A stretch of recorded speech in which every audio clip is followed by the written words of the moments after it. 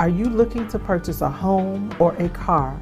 If you answered yes to any of these questions, I can assist. My name is Shanada Harris. I am a financial specialist offering solutions to your financial matters. We have an aggressive program that gets you results within 45 to 90 days. Contact me, Shanada Harris, at 734-752-8818 for your free consultation. Welcome to Let's Fix It with Shanada. Sit back, relax, and take some copious notes as we provide you with some awesome solutions to your financial matters. Invite your friends and family to join us. And if you're watching this live via Facebook, like, tag, share. Sharing is caring. I am Shanada Harris. Welcome back to another exciting episode of Let's Fix It with Shanada. It's Make It Make Sense in March. This has been a weekly series this month, and I truly hope that you have truly been blessed by the various topics that we have had over the last few weeks. And as we continue, as we round up this month, last week we were talking about using your stimulus check, your tax refund, or profit sharing checks, and putting it to good use in order to build your credit. And, we also got into the conversation of the current event of gospel singer Kirk Franklin. So this week, my quote, on a mission to build an empire and leave a legacy. So as we continue our series of Make It Make Sense in March, we have potential changes coming to the credit bureaus.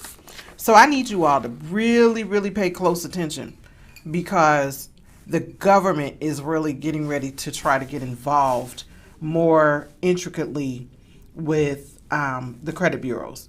And just so you'll know, a lot of people don't realize this, the credit bureaus are not government entities.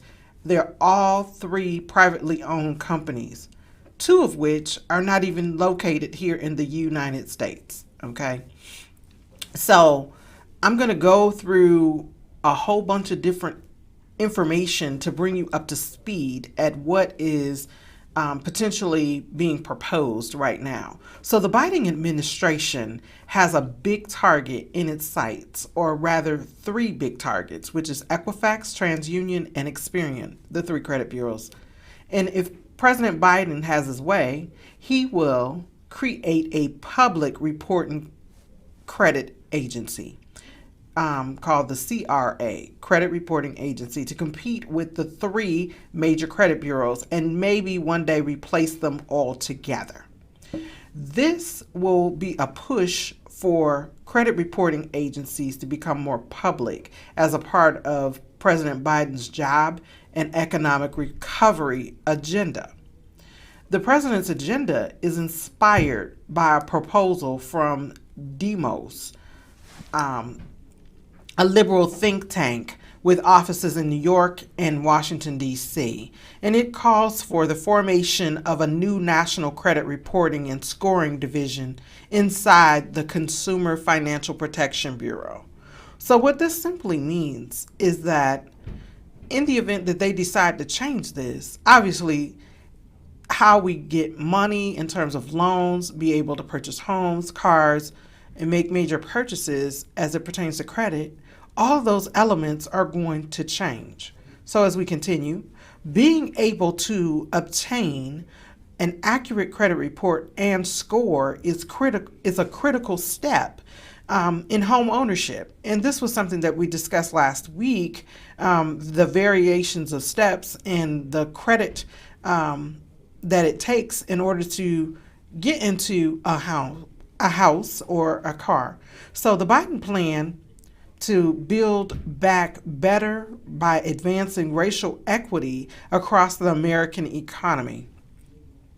The proposal suggests that government-run CRA could fix the credit reporting system that frequently holds consumers back from becoming homeowners due to problems like credit reporting errors and racial disparities. Numerous credit and lending experts, however, are weary of the new administration's plan. These experts don't deny the existence of the racial wealth gap in this country, nor do they dispute that this needs to be fixed. But they doubt that the credit reporting agency is the answer. Instead, there's a genuine concern that federal credit reporting agencies could make matters worse as far as the struggling American consumers are concerned. Now, here's one of my concerns is that, now if the government decides to make this a part of a government agency, the different things that will be held accountable for going forward. So that means that the lenders will probably become more stringent on lending. The requirements will probably change drastically for qualifications. So they will even probably change how the scoring goes as well.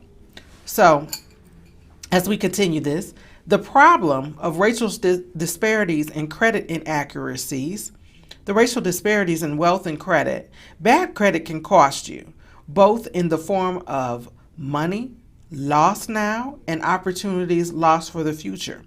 The high cost is felt heavily in communities of color. For decades, racist policies like redlining shut down Black and other minority families out of opportunities to use government-backed mortgages to purchase homes.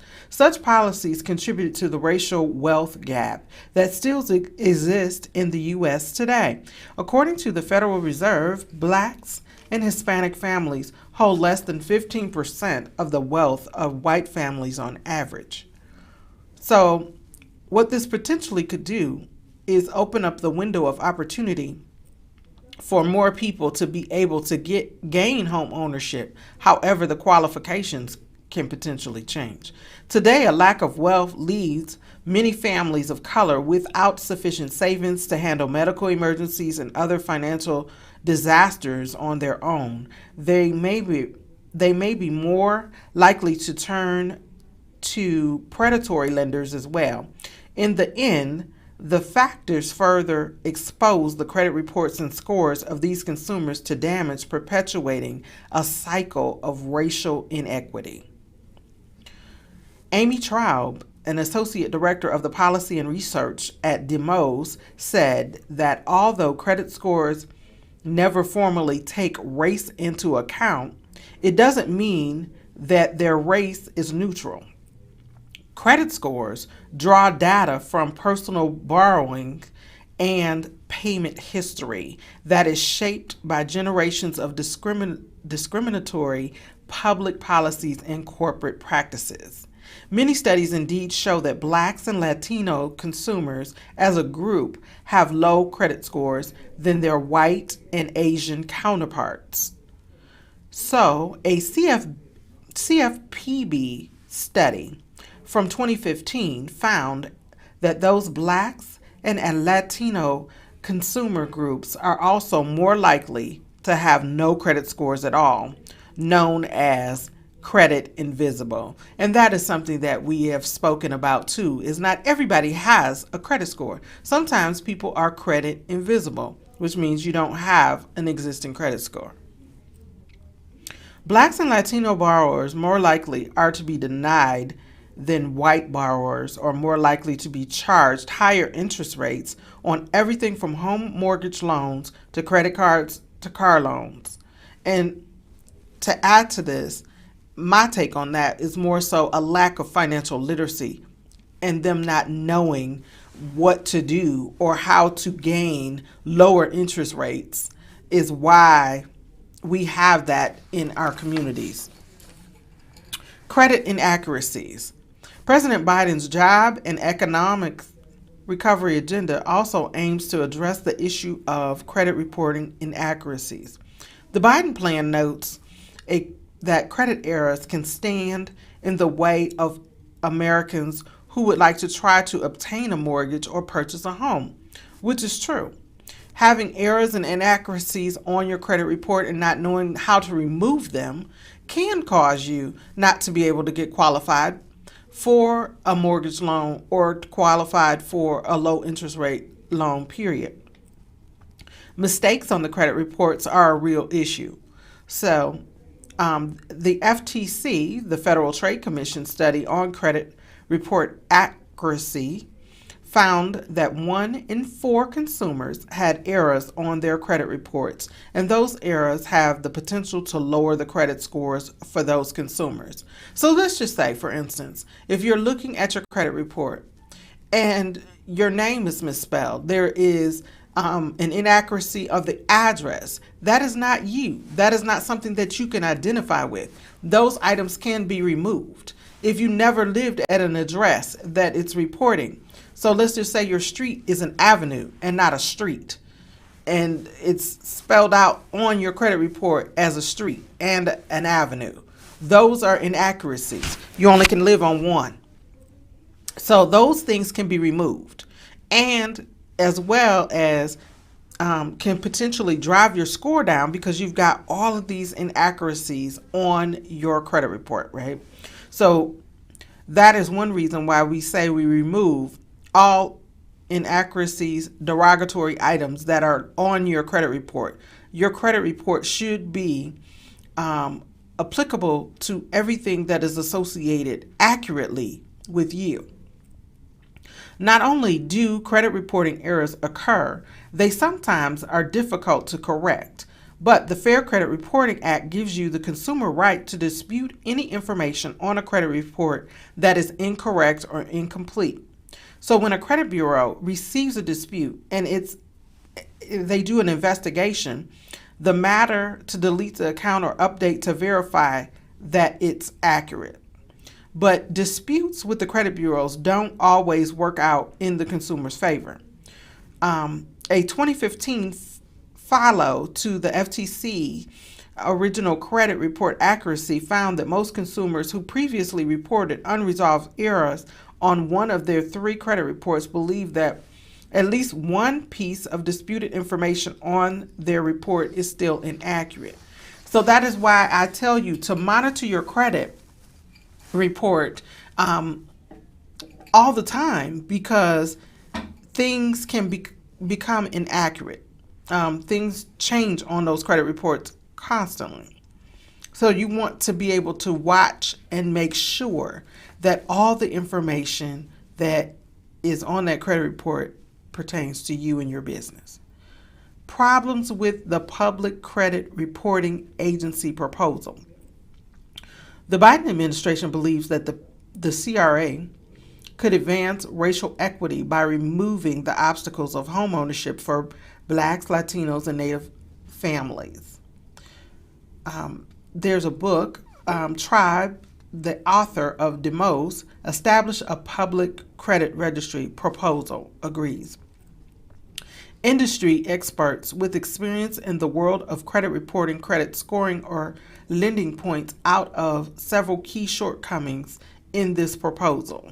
There is no clear plan at this particular point, but these are just some of the key points that are being potentially proposed that could potentially change the game for you and I as consumers. So this is why the information has to be reflective, accurate. Credit errors will still exist. So this doesn't mean that any errors will automatically just go away and never appear. There's no indication that the CFPB would be any better at maintaining error-free credit reports on some of the 220 million consumers that Equifax, TransUnion, and Experian have. Why? Because most credit reporting errors are caused by the credit bureaus themselves. So there's some human error somewhere along the way. So that's why I tell you to check, double check, check it twice.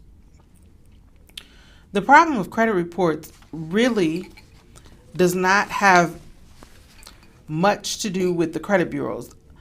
The problem of the credit reports has to do with 15,000 companies that send the information every single month. So I tell you all the time, your information is being sold to these credit bureaus. Dispute management. Consumers have the right to dispute inaccurate information on their credit reports, and managing those disputes is a huge job. The credit bureaus receive about 8 million disputes every year. According to the CFPB, when you do the math, that adds up to almost 22,000 disputes received every day. If you eliminate the credit bureaus, who's going to handle those millions of disputes? The CFPB. The CFPB has 1,500 employees. You'd need to double the size of the agency in order to effectively handle the number of disputes each day the credit bureaus see. So our company alone has deleted over several millions of items off of people's credit bureaus, and our company has been in existence over 17 years. So we have a very good track record and stand by the things that we do. Lenders are the gatekeepers. A federal credit reporting agency would not provide an easier path to home ownership or other types of credit access. The credit bureaus, after all, don't decide whether to approve or deny mortgage applications. It is the lenders who are the gatekeepers to financing, which still holds true. That's why I said the lenders and the banking institutions, they have the power to whether or not you or I will be able to achieve the financing goals that we need in order to become homeowners. The issues regarding perceived lending bias cannot be solved by replacing the credit bureaus. The issue regarding lender bias has to be addressed with the lenders. If you want to solve the problem, then solve the problem at the source rather than down the stream. And I happen to agree with that statement. Don't go around the mulberry bush, go directly to the bush to pick the berry, right?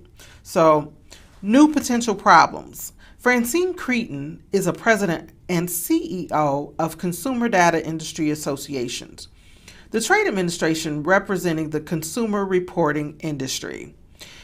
He warned that blowing up the credit system would make it difficult for lenders to issue loans, especially if you designed its replacement to work in a different way.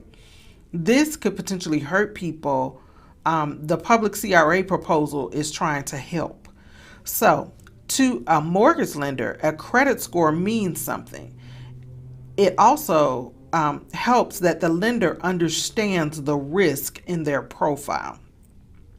If a lender does not know that a 600 credit score is a real credit score, they won't loan the people who are at a 600 credit score, or if they do, they are going to have to increase the price to the account for the risk. So, depending on what your credit score is, there's still going to be that waiver of risk involved, period. So that is one reason why you will see the fluctuation with the scoring in terms of what they will take in order to get you qualified. So the average FICO score sits at 711 as of October 2020. And while not everybody enjoys a high credit score, this is nearly 70% of the U.S. consumers have a good credit score. Tampering with the credit system that currently rewards these consumers with lower interest rates and better borrowing terms could cost the people a lot of money. Around 150 million Americans, it could cost them a lot of money. So with job loss and government overreach, the Demos proposal for public credit registry calls for nationalization of the entire industry. The result would be massive in terms of an increase of government in the lives of Americans. So the government would really be into your business more so than what it already is now. The most sensitive information that you produce in your day-to-day financial life would go instead it would go instead to a government agency to be used as they see fit. And that could be very troubling. If the proposal succeeds in eventually replacing the three credit bureaus, thousands of workers would be also out of jobs. So that could cause a problem as well. That may be irrelevant to the supporters of the plan, but I guarantee that 20,000 or more people who will be out of work are going to care a lot about this. So this could potentially hurt people. There would be some job loss. But, when you're looking at various changes, period, when you're talking about the financial industry, there always are going to be job losses to weigh in and think about. But the end result would be, is this really going to be something that is going to help position people? So the verdict: there is a clear problem in the U.S. at the intersection of race, credit, and wealth. Racial wealth inequality is a problem that our country can no longer afford to ignore. And if you ever realize that in more so of your urban areas, and I'm near the Detroit metropolitan area, your Flint areas, your Benton Harbor areas, you'll find more real estate at lower cost where you can purchase them. It's just a matter of whether or not that is the type of environment that you wish to purchase homes in and or build. And there are good pockets of every city that you can think of. And there's always a bad part. But the thing is being able to decide what your money can actually get you and where your money can take you in terms of your choices when it comes down to your credit. Because sometimes you'll find that some lenders will be more lender friendly to give tax breaks or more programs for various cities that have economic growth development going on in there, trying to entice people to build and come to their city. And I do know that like surrounding cities, surrounding Detroit, suburb cities like Highland Park, Detroit, they do have economic development plans in there for potential homeowners to give you as an incentive to purchase within those zip codes. And that's just to name a few. But you have to be strategic. But most importantly, if you are sitting there with less than perfect credit, under a 700 credit score, now is the time to position yourself to make that move, to get yourself lined up and to fix your credit. Whether you're purchasing a home or not, if you have less than perfect credit, it doesn't necessarily mean you have to be putting yourself in the lineup for the home ownership or to purchase a car, but just really trying to take advantage of the situation before rules change, if they do change. But do know that as we potentially come out of this season that we're in of COVID, the potential of these moratoriums being lifted is going to cause people to lose homes and in foreclosures as well as evictions, because they won't be able to afford or bring those homes up to date because of the money situation. So that's another reason why I tell you, fix your credit now. So in the event that you're looking at refinancing, relocating, or something to those terms, you have the ability to be able to get financing. Because if you do nothing, you won't be able to qualify for anything if you're sitting under a 700. And I'm just being very transparent with you and wanting to be able to assist. So whether it's for you or whether it's for a child, a niece, a nephew, a cousin, your next door neighbor, your girlfriend, your coworker, this is valuable information that you should share with them, because as these rules change, we all as consumers will be impacted in some type of way, shape, or form. So I do encourage you to position yourself for repair or even to restore. And in the long run, there is so many potential wins to the proposals, but we just first have to take that first step, right? And that is move. This is very potential, and it is the reality that we're living in these times. So as we move forward to Mission 800, this is the year for me to assist 800 families. So this is where that financial literacy piece comes into play, being able to help more people, educate more people. You know, just today alone, I had someone who's near and dear to my heart that I used to babysit, reach out to me for a credit consultation, trying to change his situation and learning how credit works. He needed some credit advice. So even if you just need a little advice, not so much credit repair, the advice is free. Knowledge is free. And that's what I want to do, is be able to educate you. Education is going to be able to assist you, to propel you forward. In the event that we get knee deep into the nitty gritty of you needing repair, that's a whole different conversation. But the repair part is there. The consultation part is there. So if you are sitting there with that less than perfect credit score, now is the time to get that assistance. And then keep in mind that I have an awesome Rolodex of realtors across this country that can assist you with putting you in homes anywhere. So whether you're in Texas, whether you're in Florida, whether you're here in Michigan, whether you're in New York, I am in contact and or are business partners with various realtors across this country, literally, that can help you if you're trying to move. So make sure you call a friend, tell a friend, because we want to get this information out to as many people as we possibly can. And we want to see people win. We want to see people get into homes. I don't want to hear of you losing your home to an eviction or to a foreclosure, because we know that eventually here in the upcoming months, as COVID changes, those things are very real and likely to happen. And we don't want to see any of our viewers go through that process. I know I don't. So as we close out the show, I always end with a quote. Successful people build each other up. They motivate, they inspire, and push each other. Unsuccessful people just hate, blame, and complain.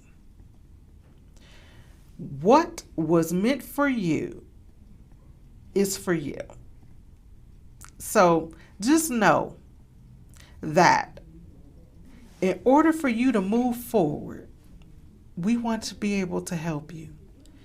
And it is my desire to make sure that each and every week you are given the awesome opportunity to get some impactful information to inspire you and to motivate you. So until God says the same, you have an amazing week, and see you next week as we close out. Make it make sense in March. I guarantee you it's going to be an impactful moment. So with that, talk to you soon. Have you ever been denied a purchase? Are you looking to purchase a home or a car? If you answered yes to any of these questions, I can assist. My name is Shanada Harris. I am a financial specialist offering solutions to your financial matters. We have an aggressive program that gets you results within 45 to 90 days. Contact me, Shanada Harris, at 734-752-8818 for your free consultation.